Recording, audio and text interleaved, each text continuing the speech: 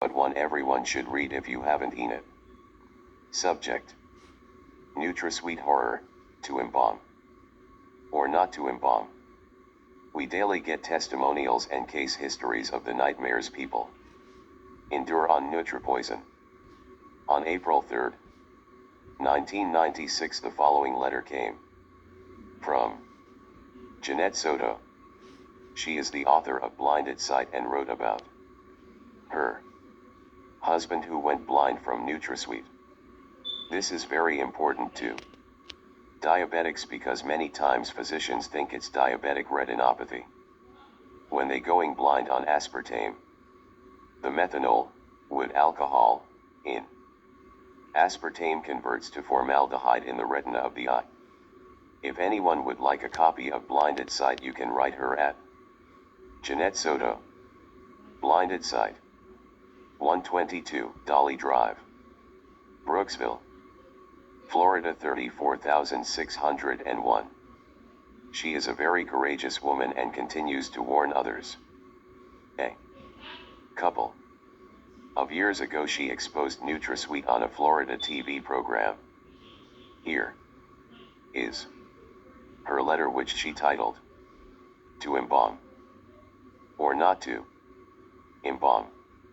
My father-in-law, Santiago Chago Echevarria, had spent his last 20 years of his life battling diabetes.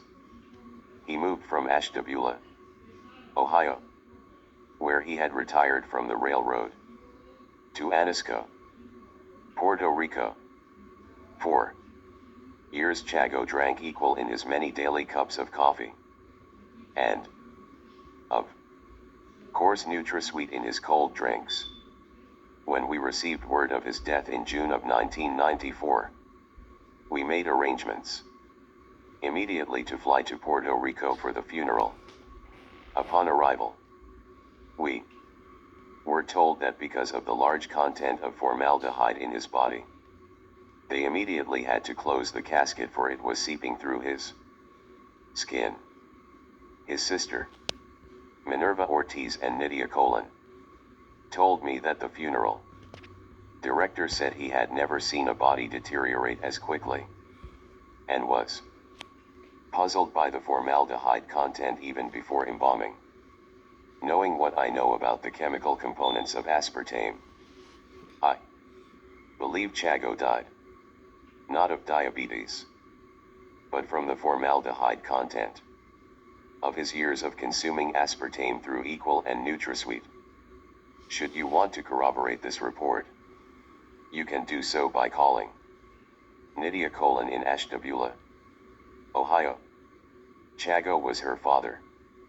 One other report I received regarding the formaldehyde content from diet drinks was from an engineer who works in my office. His wife is an RN at a hospital in Florida, working with me. Her husband has received much information on the adverse reactions to aspartame, which he would take home for his wife to read. One particular night, she arrived home and told her husband that I had been right about aspartame's adverse effects. She said a patient had died because of diet drinks. Puzzled and inquisitive, she asked the doctor what he meant. He said that this particular patient had a high level of formaldehyde in his body. He continued to explain that this gentleman had stored cases of diet drinks in his garage, and because of the chemical breakdown in diet drinks when the temperature rises, he felt that those drinks, which had set for a lengthy period of time in his hot garage, had indeed contributed to his death.